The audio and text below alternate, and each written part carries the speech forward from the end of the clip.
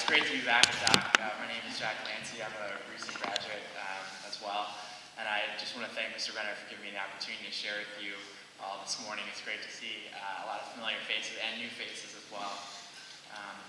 At the end of this past summer, I arrived at American University in Washington, D.C. as an exciting and nervous opportunity as a freshman. I was ready to learn and explore the city. And it's a great big world inside the Beltway. And I honestly felt intimidated coming from such a small community. And I wondered if I could find my place on a college campus and whether or not I made the right decision.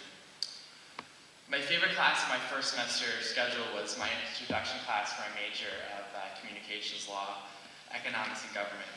I think it was my favorite course, mostly due to my professor, Professor Schwartz. I love Professor Schwartz, not only because of our mutual love for baseball, but also because of her distinguished background in practicing law, but because she offered pertinent advice to her students. At the end of every PowerPoint presentation lecture in class, the final slide simply read, "Enjoy the little things," as a send-off message for the rest of the day. It sounded like a cheesy slogan that belonged on a bumper sticker or on a Hallmark card, but the phrase really stuck with me throughout that semester. There were undoubtedly challenging days during my first semester that included late nights in the library. I never knew the taste of iced coffee would taste so good.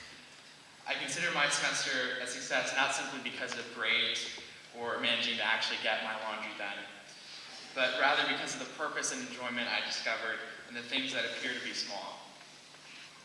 As I settled into the college lifestyle and became more involved on campus, I realized that many of the important parts of life are found in those trivial moments that seem so insignificant. It was that hug of appreciation from a little boy at the Boys and Girls Club during our freshman week of community service to help at-risk youth. It was those new friendships I formed with others who do not look or speak like I do, but who I found common interests with in everything from comedy shows to a shared passion for loving the playing field for those at the margins of society. It was how my floor mate surprised me on my birthday after a stressful day of tests and papers with small gifts that signified so much more than their price tags. It was the peaceful walks at the monuments at night that cleared my mind for tomorrow and the next day and the day after that. Believe it or not, just a few short months ago, I sat in your shoes as a Doc student, eager to get involved in this community and cautiously optimistic of what the future had in store. There were significant achievements on report cards and with teammates. There were college applications and Saturday mornings spent reaching for a higher score on the SAT. I crammed for tests and participated in Arts Day and Service Day and spoke in chapel at this very podium. These are experiences I shared with my classmates and I assume with many of you as well. Throughout both the times of trial and reward, I constantly worried about my future or my homework or whether or not I was pleasing everyone around me. I forgot to focus on the little things that really matter.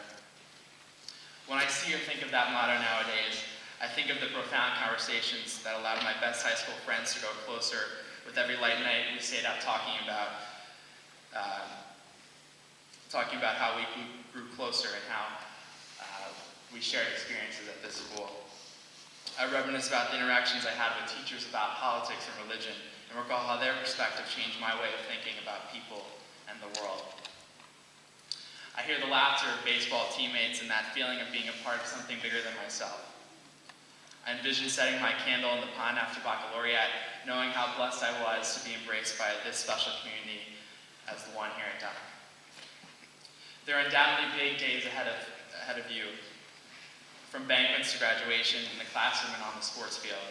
But as you count down the days for the most important events, remember to enjoy the small moments as well. The big results always come from a collective of small victories, and big things happen as an outcome of small beginnings. Sometimes the many steps towards a goal can hold more meaning than the eventual grand accomplishment.